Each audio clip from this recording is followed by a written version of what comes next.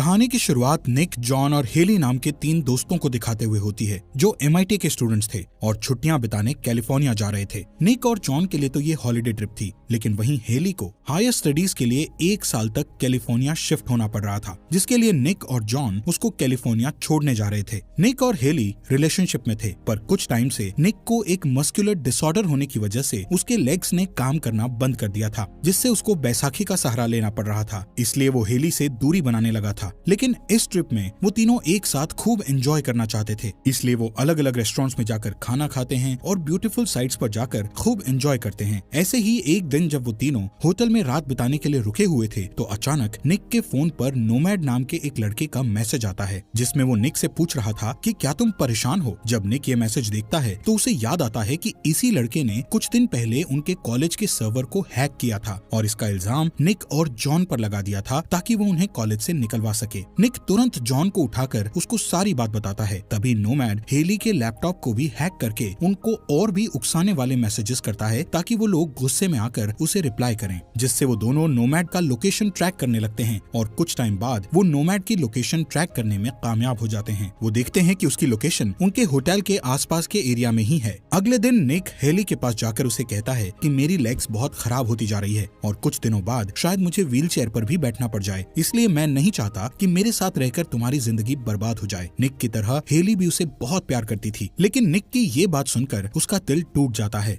इसके बाद वो तीनों नोमैड की लोकेशन पर जाने लगते हैं, लेकिन वहाँ पहुँचते पहुँचते उन्हें रात हो जाती है। वहाँ पहुँचने पर वो एक उजाड़ से खंडर जैसे दिखने वाले एक घर को देखते हैं। निक और जॉन अपना कैमरा लेकर हेली को कार में ही बिठाकर उस घर के अंदर चले जाते हैं, लेकिन वहाँ उन्हें कुछ पुराने टूटे फूटे सामान के अलावा और कुछ भी नहीं मिलता। तभी बाहर से उन्हें हेली के चीखने की आवाज सुनाई देती है, जिससे वो तेजी से कार के पास जाते हैं। वो देखते हैं कि हेली कार में नहीं है। इधर उधर देखने पर उन्हें एक जगह हेली खड़ी दिखाई देती है, लेकिन अगले ही पल हेली को कोई चीज ऊपर की तरफ खींच लेती है और फिर एक तेज रोशनी निक और जॉन की आंखों पर पड़ती है, जिससे वो बेहोश हो जाते हैं। कुछ देर बाद जब निक को होश आता है तो वो खुद को एक व्हील चेयर पर बैठा पाता है। तभी वो अपने हाथ पर कुछ नंबर्स लिखे देखता है, जो कि थे 2, 3, 5, 41। ये देखकर निक को कुछ समझ में नहीं आता कि वो इस वक्त कहाँ पर है, वो इस जगह कैसे पहुंचा और उसके दोस्त कहाँ पर हैं। वो चारों तरफ देखने लगता है, लेकिन जॉन और हेली उसे कहीं पर भी दिखाई नहीं देते। उसी वक्त एक आदमी आकर उसे एक डॉक्टर के पास ले जाता है, जिसका नाम डेमन था। वहाँ पर निक नोटिस करता है कि डॉक्टर और बाकी के वर्कर्स ने सबने प्रोटेक्टिव सूट पहना हुआ है। डॉक्टर डेमन उसे बताते हैं कि तुम लोग जिस घर में गए थे वो घर असल में एक एलियन का था और उस घर में जाने के कारण तुम इन्फेक्टेड हो गए हो, इसलिए तुम्हें यहाँ ट्रीटमेंट के लिए लाया गया है। जिसके प्रूफ में डॉक्टर उसे वो रिकॉर्डिंग भी दिखाता है जो निक और जॉन रिकॉर्ड कर रहे थे। उसमें हेली के गायब होते वक्त पेड़ के पीछे एक एलियन दिखाई दे रहा था। ये देखकर निक काफी डर जाता है। उसे कुछ भी समझ में नहीं आता कि आखिर ये सब क्या चल रहा है। तभी वो बार बार अपने जॉन और हेली के बारे में डॉक्टर से पूछने लगता है, पर डॉक्टर उसे कुछ भी नहीं बताता, बल्कि उसे वापस रूम में भेज देता है। इसी तरह डॉक्टर उससे कई दिन तक सवाल जवाब करता रहता है कि तुम्हारे हाथ में कितनी उंगलियां हैं और तुम्हें कुछ अजीब सा महसूस हो रहा है या नहीं।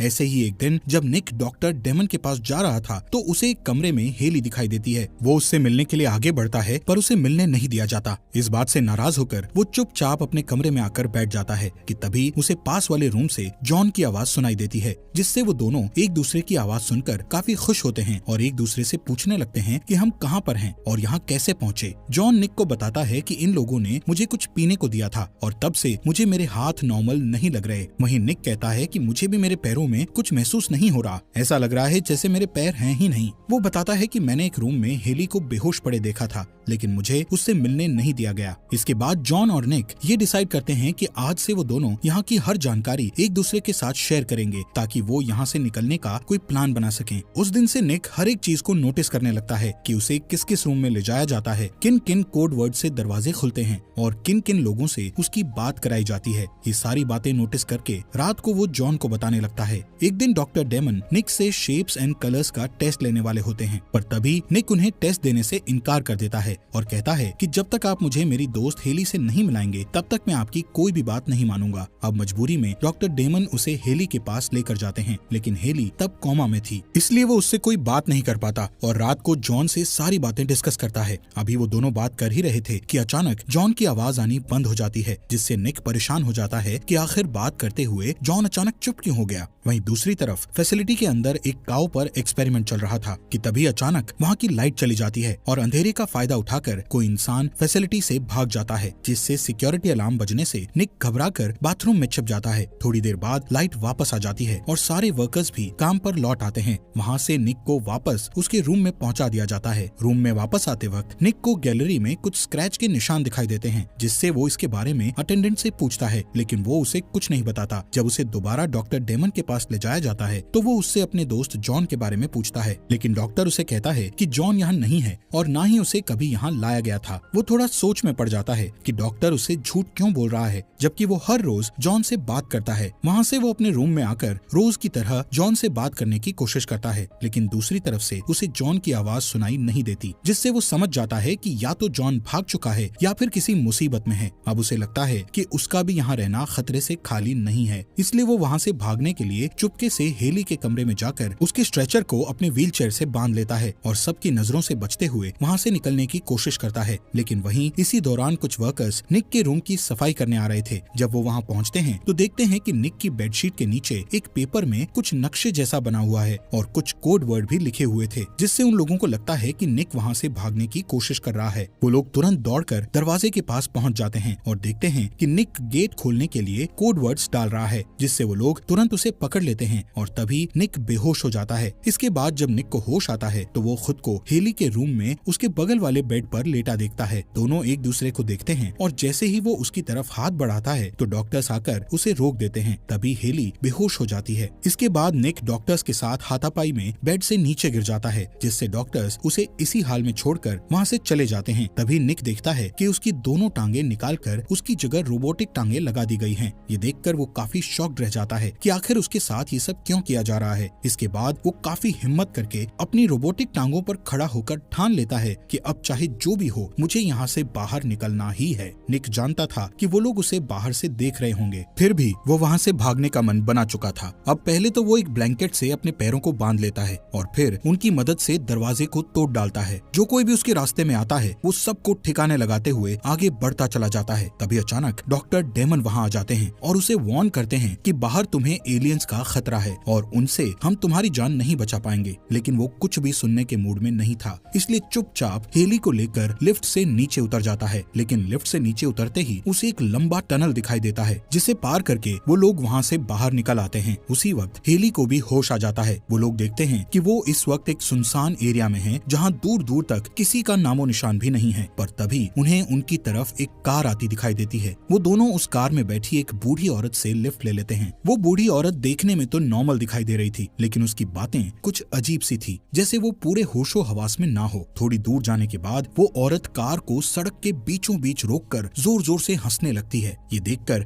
निक और हेली डर कर कार से उतर जाते हैं और पास के एक गैस स्टेशन पर चले जाते हैं। वहाँ निक हेली को एक ट्रक पर बिठाकर टेलीफोन बूथ में अपनी फैमिली को कॉल लगाने जाता है, लेकिन उस एरिया में नेटवर्क ही नहीं आ रहा था। वहीं टीवी में उन दोनों के फैसिलिटी से भागने की खबर दिखाई जा रही थी। तभी बाहर ट्रक का ड्राइवर हेली को अपने साथ लेकर ट्रक से उसे वापस फैसिलिटी ले जाने लगता है। ये देखकर निक तुरंत दौड़ता हुआ उस ट्रक का पीछा करने लगता है और कुछ ही सेकंड्स में वो ट्रक तक पहुंच भी जाता है। लेकिन ट्रक ड्राइवर ट्रक का दरवाजा खोलकर उसे नीचे गिराकर ट्रक की स्पीड बढ़ा देता है। लेकिन निक फिर से दोबारा खड़े होकर अपने रोबोटिक पैरों से और भी तेज दौड़ने लगता है और कुछ ही सेकंड्स में दोबारा ट्रक तक पहुंच जाता है। ये देखकर वो खुद भी हैरान था कि उसके रोबोटिक पैरों में इतनी ताकत है। इधर ट्रक ड्राइवर कुछ कर पाता उससे पहले ही हेली उसी के गन से उसको गन पॉइंट पर लेकर ट्रक रुकवा लेती है और फिर वो दोनों ट्रक लेकर वहाँ से चले जाते हैं। वहीं दूसरी साइड डेमन अपने साथियों के साथ उन्हें ढूंढ रहा होता है। रास्ते में वो उसी लेडी से मिलता है जिसने निक और हेली को लिफ्ट दी थी। वो लोग उस औरत से पूछताछ करते हैं, लेकिन वो उन्हें कुछ खास जानकारी नहीं दे पाती। वहीं निक और हेली देखते हैं कि आगे का रास्ता खत्म हो चुका है, वो आगे नहीं जा सकते, इसलिए मजबूरन उन्हें ट्रक मोड़कर दूसरा रास्ता लेना पड़ता है। पर थोड़ी दूर चलने के बाद उन्हें ऐसा लगता है कि वो वापस उसी रास्ते पर चले जा रहे हैं जहाँ पहले गए थे। ये देखकर वो थोड़ा कंफ्यूज हो जाते हैं। अचानक उन्हें पास ही में एक विजिटिंग सेंटर दिखाई देता है। उसके अंदर जाने पर उन्हें एक मैप दिखाई देता है, जिसमें वो देखते हैं कि इस पूरे एरिया में सिर्फ एक ही रोड है। अब क्योंकि हेली की हालत काफी खराब थी, इसलिए वो दोनों आज की रात वहीं रुकने का फैसला करते हैं। लेकिन रात होते ही वहाँ फैसिलिटी के काफी सारे लोग उन्हें ढूंढने के लिए वहाँ आ जाते हैं, जिससे निक और हेली उनसे बचने के लिए वहाँ पर छुपने लगते हैं। ऐसे ही छुपते हुए उन दोनों को वहाँ विजिटर सेंटर में उनका फ्रेंड जॉन भी मिल जाता है, जो कि एक प्रोटेक्टिव सूट पहने हुए एक जगह छुप कर बैठा था। उधर डॉक्टर डेमन उस विजिटर सेंटर के ओनर से निक और उसके साथियों के बारे में पूछता है, लेकिन वो विजिटर पागलों जैसी हरकतें कर रहा था, जिससे डॉक्टर डेमन उसे शूट करके मार डालता है। इसके बाद डॉक्टर डेमन अपने साथियों के साथ वहाँ से चला जाता है। वहीं निक हेली की गर्दन में वही नंबर्स देखता है जो उसके हाथ पर बने हुए थे। ये देखकर वो और भी ज्यादा परेशान हो जाता है कि आखिर ये क्या चल रहा है, जिससे जॉन निक को बताने लगता है कि इन नंबर्स को अगर टोटल कर दिया जाए तो 51 बनता है। वो बताता है कि मेरे भी हाथों को इन्होंने रोबोटिक हाथों से रिप्लेस कर दिया है, मतलब कि ये लोग हमारे पर एक्सपेरिमेंट्स करते हैं, और ये 51 का मतलब है कि हम एरिया 51 में हैं, जहाँ पर साइंटिस्ट साइंस एक्सपेरिमेंट्स करते हैं और इस बार हम उनके सब्जेक्ट हैं। ये सुनकर निक और हेली दोनों घबरा जाते हैं।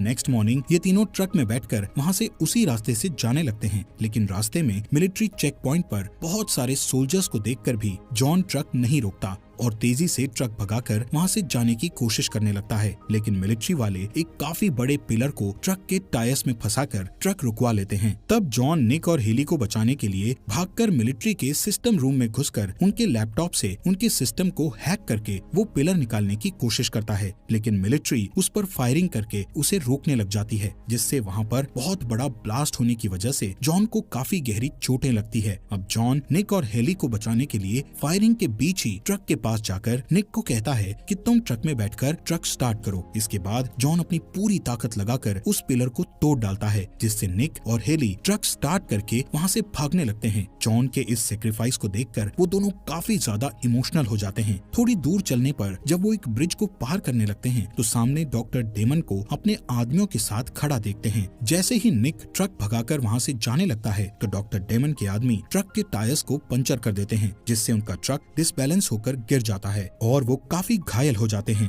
हेली तो वहाँ पर बेहोश हो चुकी थी, जैसे उसमें जान ही ना हो। इसके बाद एक हेलीकॉप्टर से कुछ फैसिलिटी के लोग वहाँ पर आकर हेली को वहाँ से ले जाते हैं। ये देखकर निक गुस्से में अपने रोबोटिक पैरों से खड़ा हो जाता है। उसी वक्त उसका ध्यान डॉक्टर के लगे हुए टैग नेम पर जाता है, जिसको उल्टा करने पर नोमैड बन रहा था। निक समझ जाता है कि ये कोई और नहीं बल्कि नोमैड ही था। तभी डेमन उसे बताता है कि पहले हमने तुम्हारे कॉलेज के सर्वर को हैक किया ताकि तुम्हें कॉलेज से निकाल दिया जाए। उसके बाद हमने ही तुम्हें होटल में उकसाने वाले मैसेज भेजे ताकि तुम खुद ही हमें ढूंढते हुए उस जगह आ जाओ। डेमन बताता है कि तुम्हारी वजह से ही तुम्हारे दोस्त आज इस सिचुएशन में हैं। डेमन निक को ये भी बताता है कि हम इंसानों को पकड़कर उन पर एलियन टेक्नोलॉजी के एक्सपेरिमेंट्स करते हैं और अभी तक जितने भी इंसानों पर हम एक्सपेरिमेंट्स कर चुके हैं उनमें से तुम हमारे सबसे कामयाब प्रोजेक्ट रहे हो, क्योंकि तुमने एलियन टेक्नोलॉजी के इन लेग्स को अपनी बॉडी से पूरी तरह अटैच कर लिया है कि जैसे ये तुम्हारे असली पैर हों। अब ये सब सुनने के बाद निक को इतना ज्यादा गुस्सा आता है कि उसकी पूरी बॉडी हीट करने लगती है और उसके एलियन टेक्नोलॉजी वाले लेग्स ग्लो करने लगते हैं। तभी वो सुपरसोनिक स्पीड से दौड़ता हुआ उस ब्रिज को क्रॉस करने लगता है, लेकिन ब्रिज के मिडल में पहुंचने पर वो एक इनविजिबल वॉल से टकरा जाता है, जिससे वो एक अलग ही दुनिया में चला जाता है। और जब वो पीछे मुड़कर देखता है तो डेमन उसके पास आकर अपना मास्क निकालता है, जिससे निक को पता चलता है कि उसको एलियन रोबोट में बदल दिया गया है, जो कि पहले कभी इंसान हुआ करता था। उसी टाइम निक बाहर की तरफ देखता है तो उसे आउटर स्पेस दिखाई देता है। वो समझ जाता है कि ये कोई धरती पर बनाया गया एरिया 51 नहीं है, बल्कि वो इस टाइम आउटर स्पेस में एक एलियन स्पेसशिप पर है, जिसका नंबर भी 23541 है, मतलब एरिया 51। लेकिन फर्क सिर्फ इतना है कि ये एलियंस का एरिया 51 है। तभी हम उस पूरी एलियन स्पेसशिप को देख पाते हैं, जो कि अपसाइड डाउन थी, जिस पर एक शील्ड लगी हुई थी। वहीं उसकी दूसरी साइड